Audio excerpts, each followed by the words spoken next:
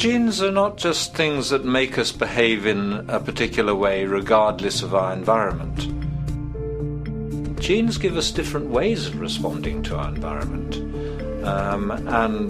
In fact, it looks as if some of the early childhood influences of a kind of child rearing affects gene expression, actually turning on and off different genes to put you on a different developmental track, which may suit the kind of world you've got to deal with.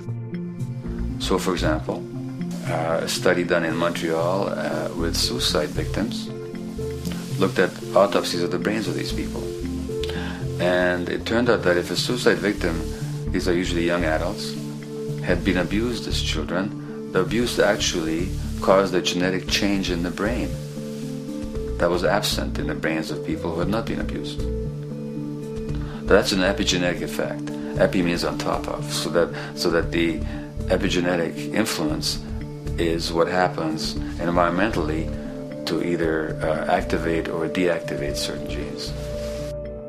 In New Zealand, there's a study that was done in a town called Dunedin, in which a few thousand individuals were studied from birth up to into their 20s. What they found was that they could identify a genetic mutation, an abnormal gene, which did have some relation to the predisposition to commit violence, but only if the individual had also been subjected to severe child abuse.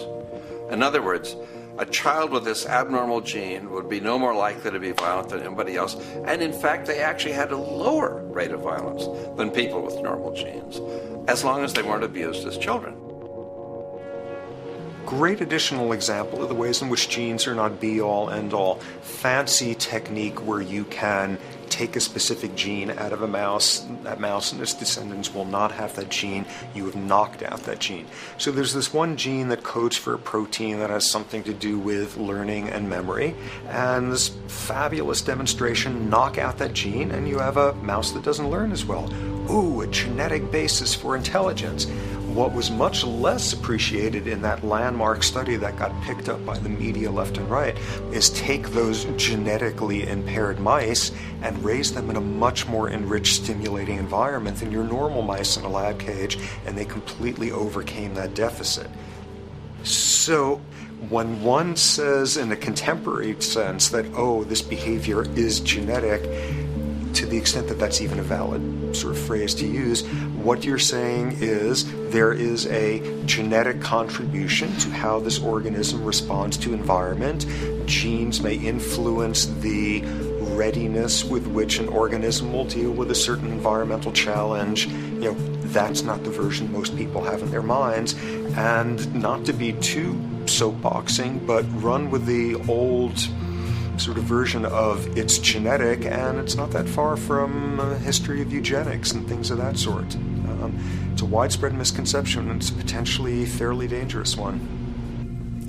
One reason that the sort of biological explanation for violence, one reason that hypothesis is potentially dangerous, it's not just misleading, it can really do harm, is because if you believe that, you could very easily say, well, there's nothing we can do to change the predisposition people have to becoming violent.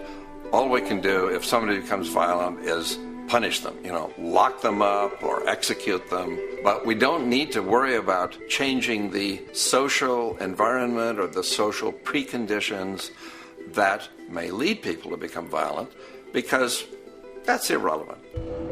The genetic argument allows us the luxury of ignoring past and present historical and social factors.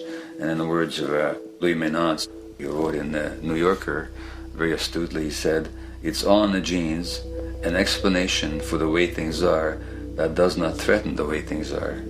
Why should someone feel unhappy or engage in antisocial behavior when that person is living in the freest and most prosperous nation on earth? It can't be the system. There must be a flaw in the wiring somewhere," which is a good way of putting it. So the genetic argument is simply a cop-out. which allows us to ignore the social and economic and political factors that in fact underlie many troublesome behaviors.